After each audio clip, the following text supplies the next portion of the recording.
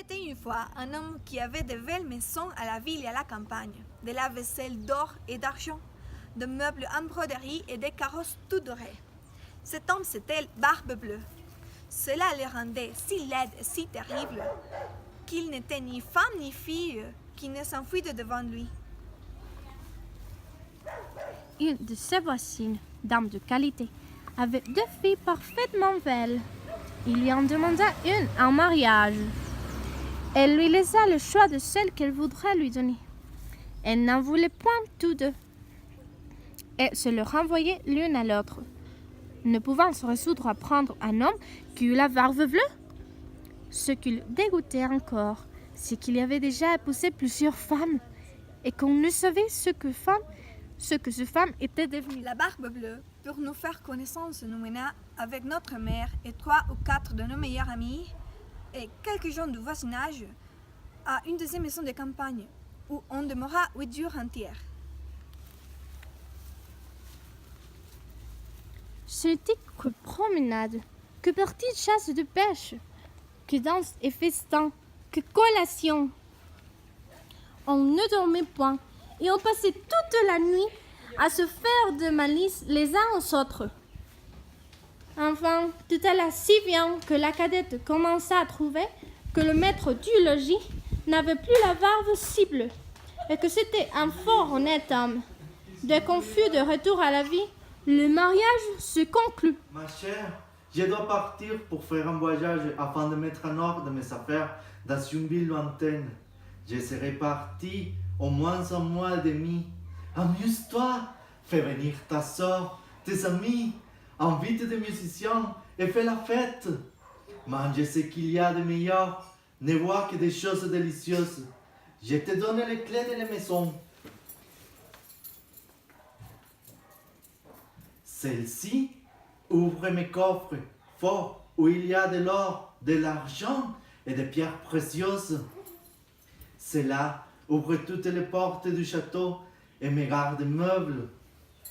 Cet autre ouvre les armoires qui contiennent la vaisselle en or et en argent. Ces petites clés ouvrent les petits cabinets qui se trouvent au bas de l'escalier. Tu peux aller partout, tu peux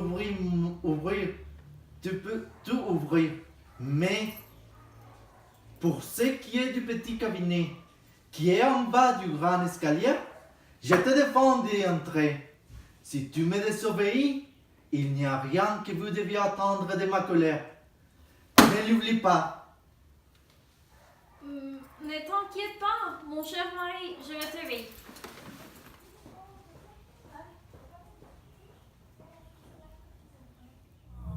Le voisin et les bons amis n'attendirent pas qu'on les envoyât courir pour aller chez le jeune marié. Tant elle avait d'impatience de voir toutes les richesses de sa maison, n'ayant osé y venir pendant que le mari y était, à cause de sa barbe bleue, qui leur faisait peur. Les voilà aussitôt à parcourir les chambres, les cabinets, les garde-robes, toutes plus belles et plus riches les unes que les autres. Elle monta ensuite au garde-meuble, où elle ne pouvait assez admirer le nombre et la beauté des tapisseries, des lits, des sofas, des cabinets, des guéridons, des tables de miroirs, où l'on se voyait depuis les pieds jusqu'à la tête et dont le bordure, les unes de glace, les autres d'argent et de vermeil doré, étaient les plus belles et les plus magnifiques qu'on eût jamais vues. Elle ne cessait d'exagérer et d'envier le bonheur de leur ami, qui, cependant, ne se divertissait point à voir toutes ces richesses, à cause de l'impatience qu'il avait d'aller ouvrir le cabinet de l'appartement bas. Elle fut si pressée de sa curiosité que, sans considérer qu'il était malhonnête de quitter sa compagnie, elle y descendit par un petit escalier dérobé, et avec tant de précipitation qu'elle pensa se rompre le cou 2 ou 3 fois. Étant arrivée à la porte du cabinet, elle s'y arrêta quelque temps, songeant à la défense que son mari lui avait faite, et considérant qu'il pourrait lui arriver malheur d'avoir été désobéissante Mais la tentation était si forte qu'elle ne put pas la surmonter. Elle prit donc la petite clef et ouvrit en tremblant la porte du cabinet.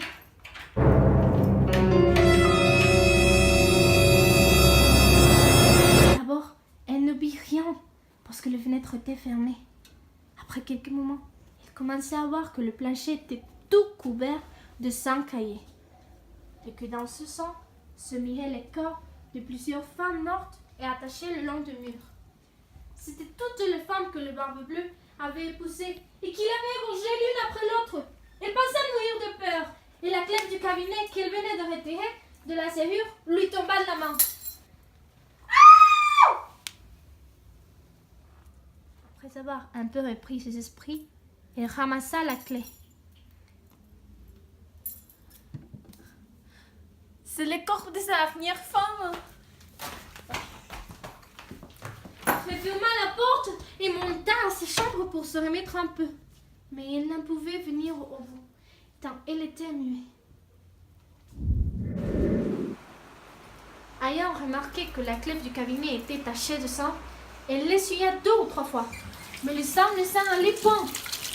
Elle eut beau la laver, et même la frotter avec du sablon et avec du riz. Il y a quand même ôté le sang d'un côté, il revenait de l'autre.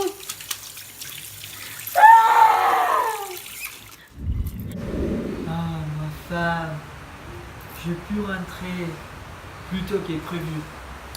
Donne-moi les clés et la vaisselle, s'il te plaît. Voici, mon cher mari. Pourquoi le plus petit du cabinet, qui est à grand bord du escalier, est assis avec les autres? Comment? Elle n'est pas avec les autres. Es-tu sûr? Non. Il n'y est pas et tu le sais très bien. Oui. Donne-moi ces clés tout de suite. Oui, oui. Je vais la chercher. Non. Elle est là avec toi, je le sais.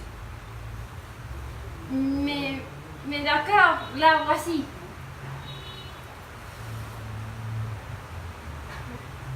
Pourquoi y a-t-il du sang sur cette clé? Dis-moi. Je n'en sais rien. Ah, tu n'en sais rien?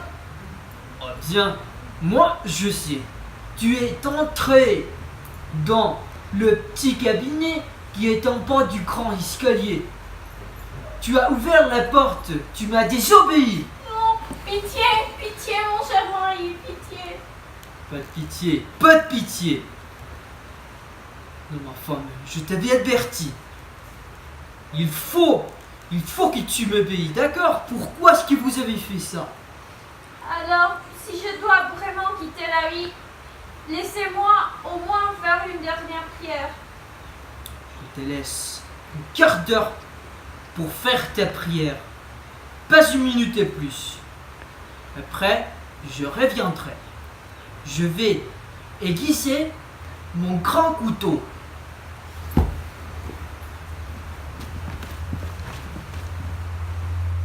Ma chérie, qu'est-ce qui se passe? Mon mari veut me tuer, car je lui ai désobéi. Je t'en prie, montez sur le haut de la tour pour voir si nos frères n'y arrivent pas. Il doit venir du moment dans l'autre. Si tu le vois, dis-leur de faire vite.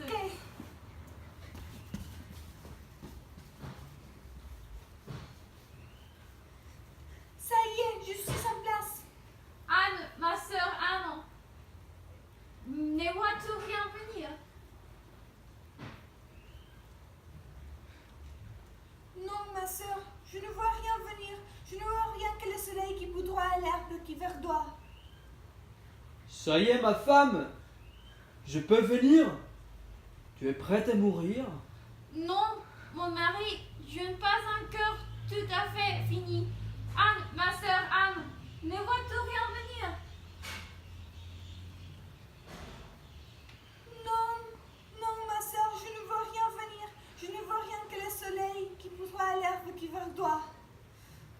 Femme, ma patience a des limites. Descends ici tout de suite, ou j'ai monterai te chercher. Je suis presque finie. Anne, ma sœur Anne, ne vois-tu rien venir?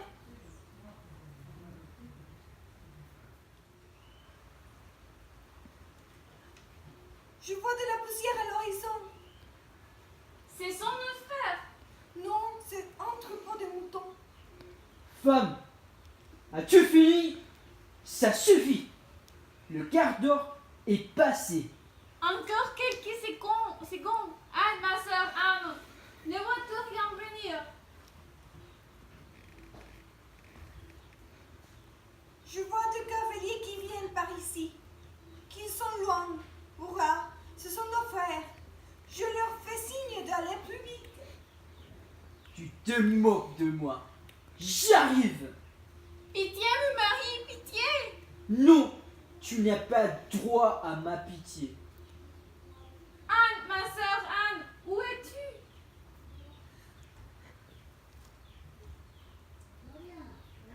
Oh, je suis là, ma sœur. Tout va bien se passer, mon nom. Dans ce moment, on heurta si fort à la porte que la veuve Vleu s'arrêta tout court. On ouvrit, et aussitôt on vit entrer deux cavaliers, qui, mettant l'épée à la main, coururent droit à la Barbe Bleue. Il reconnut que c'était le frère de sa femme, l'un dragon et l'autre mousquetaire, de sorte qu'il s'enfuit aussitôt pour se sauver. Mais les deux frères le poursuivirent de si près qu'ils l'attrapèrent avant qu'il pût gagner le perron. Ils lui passèrent leur épée au travers du corps et le laissèrent mort. La pauvre femme était presque si morte que son mari, et n'avait pas la force de se lever pour embrasser ses frères. Il se trouva que la Barbe Bleue n'avait point d'héritier, et qu'ainsi ma sœur demeura maîtresse de tous ses biens. Elle en employa une grande partie à me marier avec un jeune gentilhomme, dont j'ai été aimée depuis longtemps.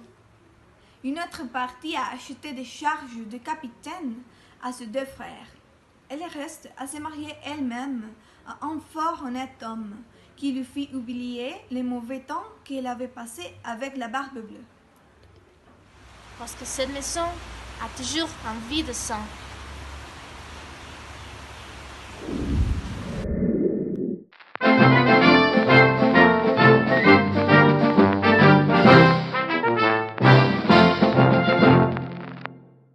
Pero tengo que hacerlo.